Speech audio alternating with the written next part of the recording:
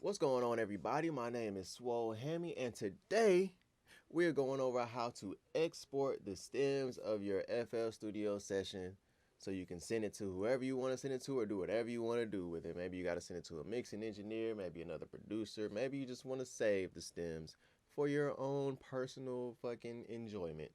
But I was trying not to cuss, and I already cussed. All right, anyway, my bad. Excuse me. Uh, yeah, we're gonna get straight into it. If you're liking the vibe, like and subscribe. Here we go. All right, so here we go. So I got a beat here. I'll play y'all the beat real briefly just so y'all know, like, oh, it's a beat here. Swole on the beat, big bang move.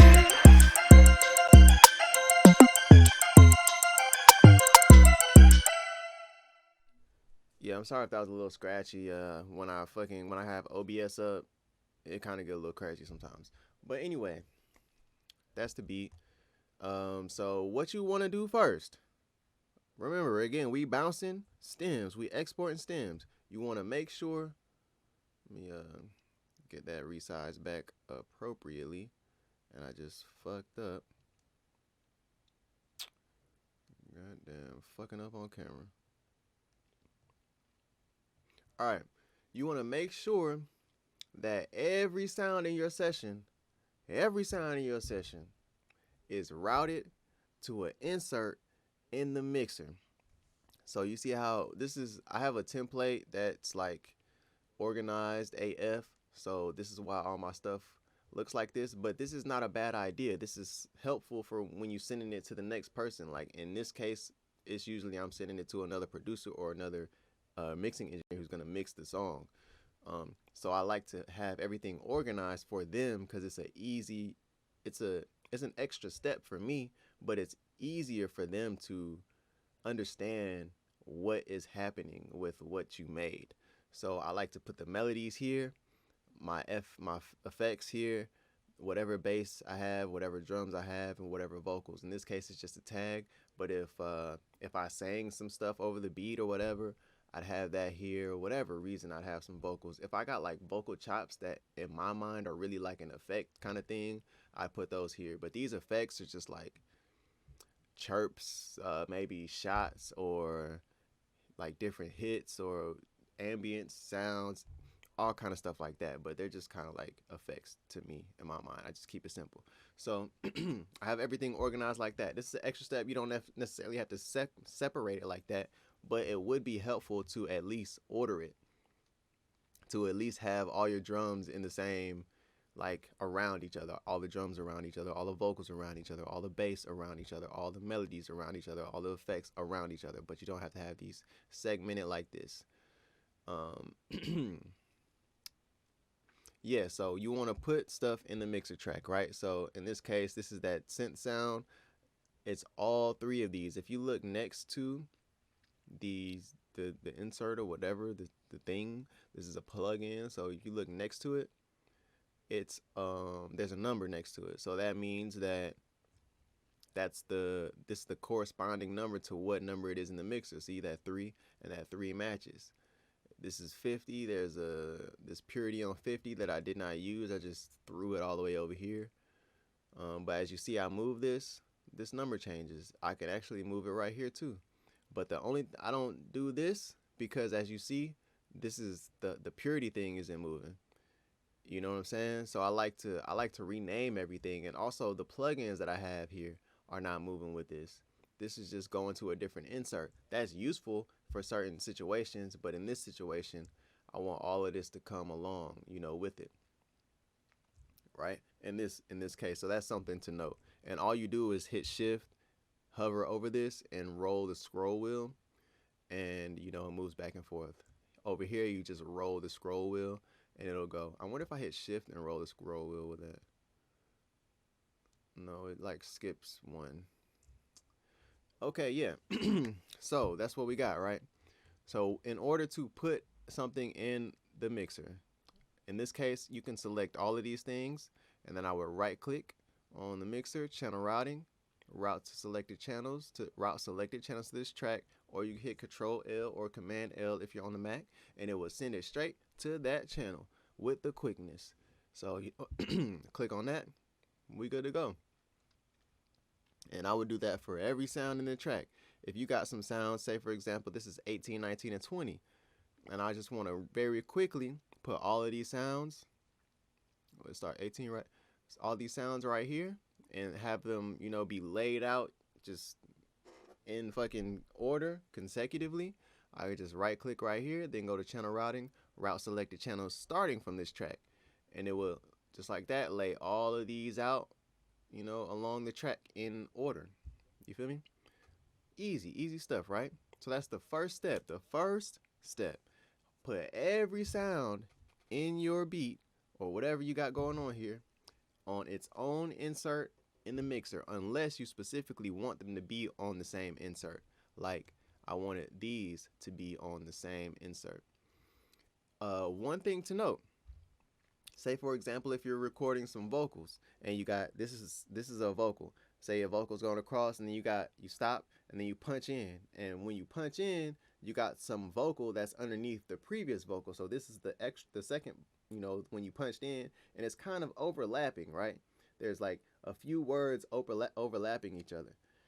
In this case, you want to put those, even though it's all a lead vocal in all the verse, you want to put those on separate inserts. Because if you put them on the same insert, say if you're sending this off to a mixing engineer, they're not going to be able to manipulate those separately. Like all of these things that's now the track. So even though there's different words over the top of each other, like the engineer can't manipulate those two separately. So if you got some overlap, you want to put those on two different inserts in the mixer. But if it starts after, it's okay to put it in the same insert on the mixer. Say if you got harmonies and you want to give whoever's about to mix this or whatever, you want to give, like say you got 4 harmonies, you want each on an individual insert in the mixer so that whoever touches this after, they can manipulate those harmonies individually. If you put them on one, then they're all locked in, and this is the sound of the harmony, or this is the leveling, of the harmony. And you can't really manipulate all of them individually to work differently if you desire them to work differently. They're all that sound. You might want to go for that, but just know what you're doing. You feel me? So yeah, that's how you put stuff in the mixer track. Next thing you want to do is like how I have it right here. You want to organize everything. You want to put everything, in its vicinity. You want the melodies to be with the melodies. You want the drums to be with the drums, the bass to be with the bass, etc. Then the next thing I do, this is an extra step again to help me stay organized, but also to help the next person who's going to get it. I like to number all of the sounds. I do that because when you bounce or when you export stems in FL Studio, it orders it in alphabetical order. So if I didn't number this and I exported these stems and sent them to somebody, it would be in alphabetical order. And so what you could do instead of numbering it, you could just put an A and a B and a C in front of it. That could be another way. But I just like numbers. I don't know. That's just me. But if I didn't put anything in front of it and I just left it what I named it, damn, I didn't tell y'all how to rename stuff. I'm gonna tell y'all that. But if I would have just left it what I named it, then that's like everything's all over the place. You know what I'm saying? Like these drum sounds right here will be next to this chirp, and this scary noise will be next to the snare, and like all of these sounds would just be kind of all over the place, and it would be kind of confusing to figure out. Like obviously the person is going to eventually figure it out, but it's just easier on them if it's a little more organized. Yeah, this is an extra step. It's going to take an extra 5 minutes or whatever, but that's 5 minutes you spend so it doesn't take somebody else 20-30 minutes to figure out what the hell is going on here. You feel me? So I like to do that. And I number everything. So how I rename stuff, I just right click on the channel, first option, rename color and icon, or you could just hit F2, and then I go through and I just rename the sound whatever I want to name it, and then I put 001 in front of it. You could change the color by hitting this, and you got different ways to change the color. I like using this type of selection. And you can also change the sign if you like.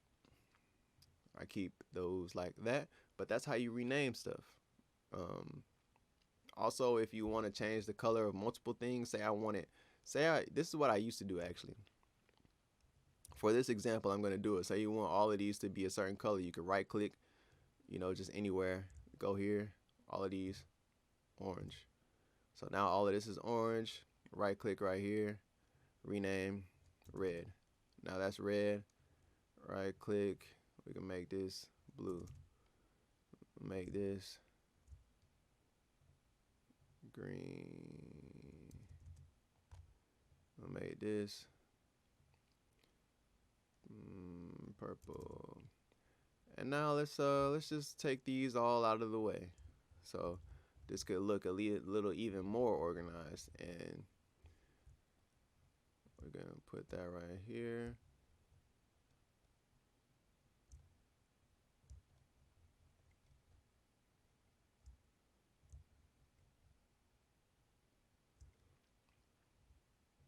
Put a little bit more space in between that. All right, so now everything, I already know the color scheme because this is my color scheme. I know all the red stuff that's all melodies. This is all effects. This is bass, this is drums, this is extra vocals. Damn, I didn't move the drums out. And this is something I did not use. So now this is even better. You know what I'm saying? Now I'm not confused by any of this extra stuff. I used to do this, but I kind of stopped doing this because I understood it. But that's how you do that. That's how you change the color of everything. When you bounce, another thing to note, when you bounce stuff, it's going to keep your panning. It's obviously going to keep your levels, but it's also going to keep your effects when you export these stems. If you want to send a wet and a dry version, you'll have to go through and, bypass the effects. If you have certain like reverbs or delays on the sound and it's not like integral to the sound design of the production, then maybe you want to consider sending a dry version to the engineer. I'm not going to go over sending a dry version, but I'll kind of go over the theory. So if you got if you put reverbs and delays over stuff and it's not really like I said, a sound design thing, you want to bypass those and send a dry version of all of the stems. You want to, everything that you may have put a reverb or a delay on, you want to bypass all of that stuff. Maybe even certain types of EQing you did. Maybe you want to take this high pass and low pass off and give the engineer the freedom to decide how much of the frequency spectrum of that sound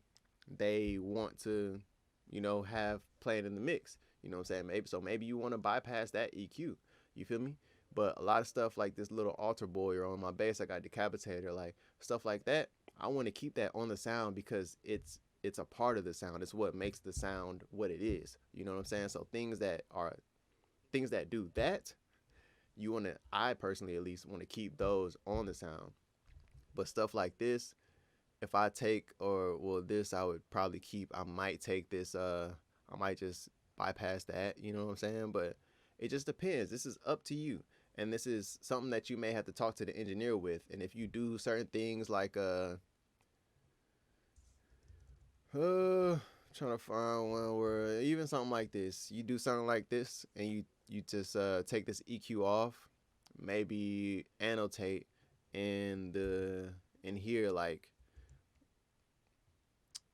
I don't fucking know, low pass, like in parentheses, I fucking low pass, I don't know, 11K.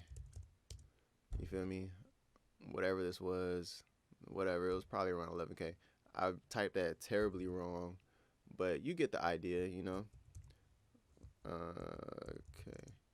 Low pass 11K, so they know that you took it off just in case they may not want that low pass, you know what I'm saying? But that's usually not a big deal. You feel me? It's usually not a big deal. So, but if it is, then the engineer will probably call you or whatever, but it's usually no problem at all. But what you want to keep your panning, you feel me? They have the ability to adjust the panning if they need to for the mix. If you want to just bypass all of these plugins in general, all you have to do is just hit this button right here and all of the effects will be bypassed. So I'll just demonstrate that because you can hear that pretty fairly easily.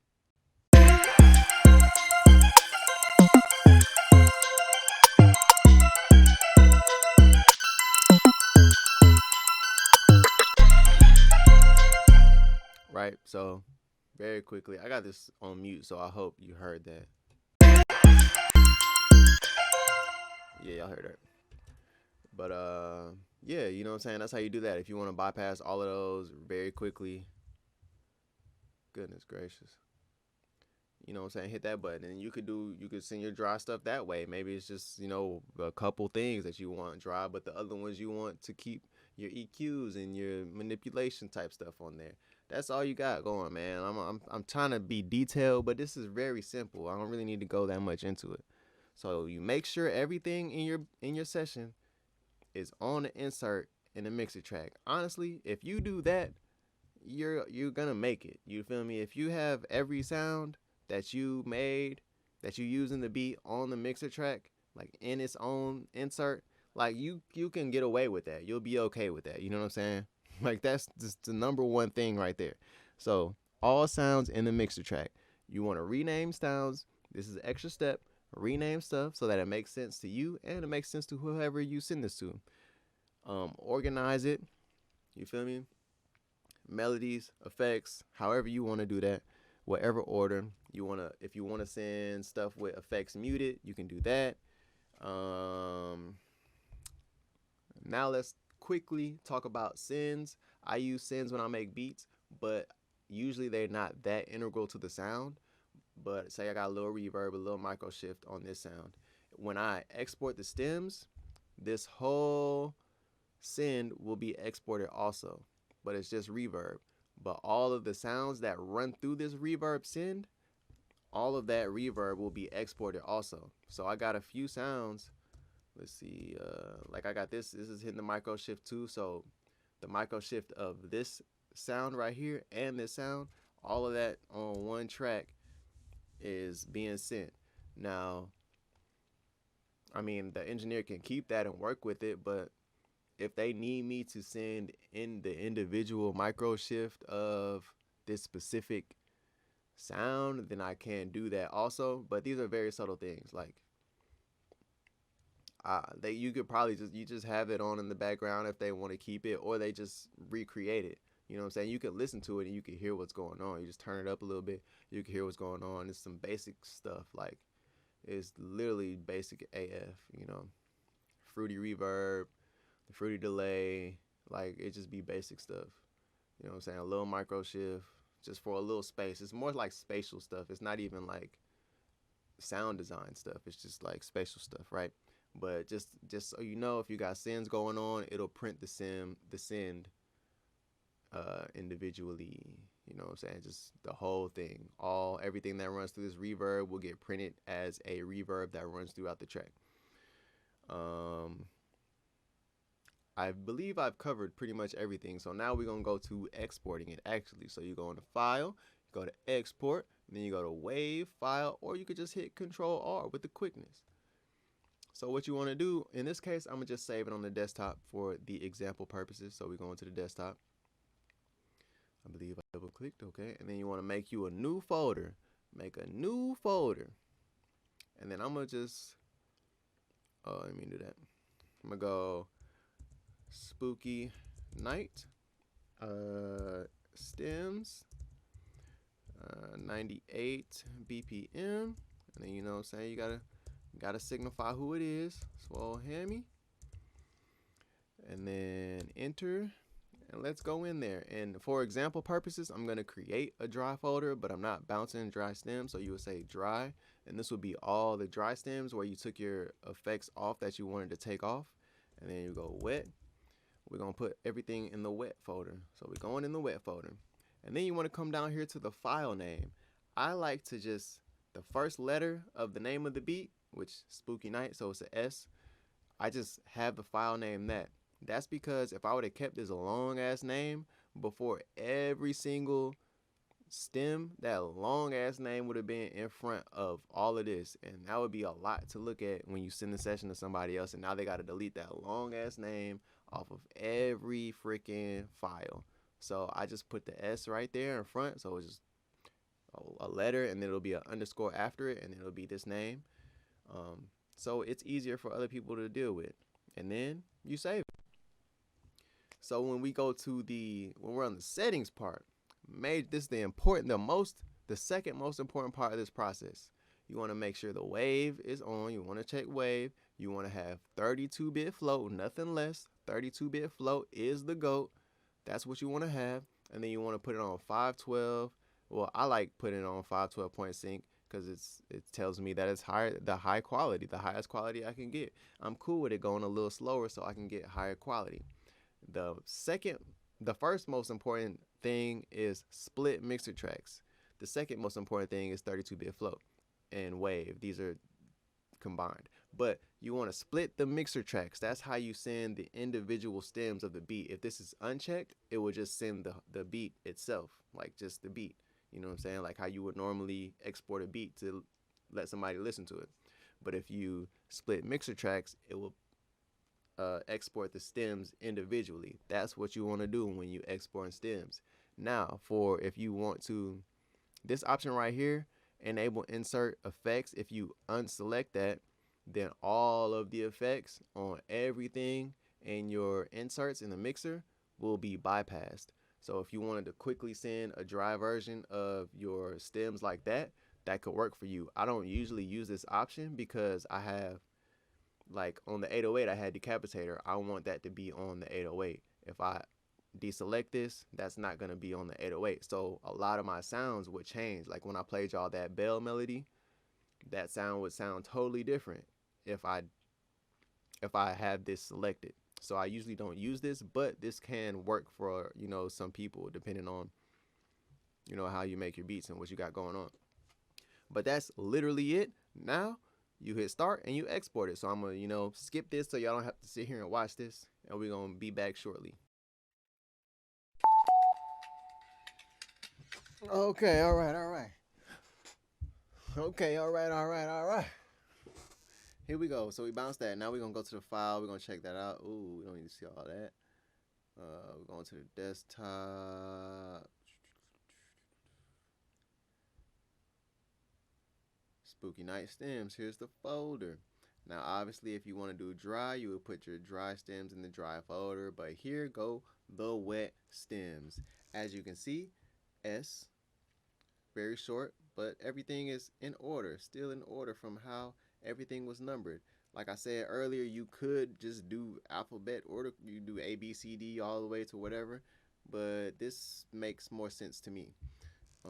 If we didn't do this, all of this would have been obviously action, movie, bell, synth, so chirps, and so on and so forth. You know what I'm saying? It would have been all over the place. But now it's in order and it's easy for people to work with. And then we have all of our sins at the bottom. The only thing after that I do is I delete unused stuff. So in this case, I did not use this purity and I didn't use that insert one. So I'm just going to delete that. And right here, you got your master and current. I keep those in because the master is the whole, as everything. It's the beat. Even if you forgot to send something to the mixer, like a mixer insert, it'll be on the master. So a lot of times when I get stuff, I'll listen to the beat, I'll listen to the master first. And I just listen as best as I can and make sure that I listen like with intent till I know that I'm paying attention to every sound in the beat. And then I'll mute the master and listen to all the stems together and see if anything is missing. You know what I'm saying? I like to keep the master in there just in case I miss something and someone else catches it. The current, what I believe the current is everything within the mixer. You know what I'm saying? Like, so if you forgot to put something in the mixer that was in the beat, it will not be in the current. I believe that's what it is. So I keep both of these in the folder to send. And that's it. Honestly, that's it. That's the game right there. Then I go back and I go to send to and I compress it or zip it. And then I use WeTransfer to send the files off. But you can do whatever you want to use, to send stuff off, of course.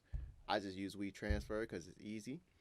And I send that to whoever I need to send it to. And that's how you export the Sims. I have nothing else to say, and I don't want to sit here and continue rambling to you guys, so I'm going to switch my screen back, Sorry for leaning back. That was not good body language, but that's what we got. You know what I'm saying? If you have any questions, hopefully I explained this well. If I did not explain this well, let me know in the comments. Um, if you got any questions, any suggestions about anything else you want, if you want to know how to make a template for your FL Studio or kind of want to know how I made mine, let me know that in the comments.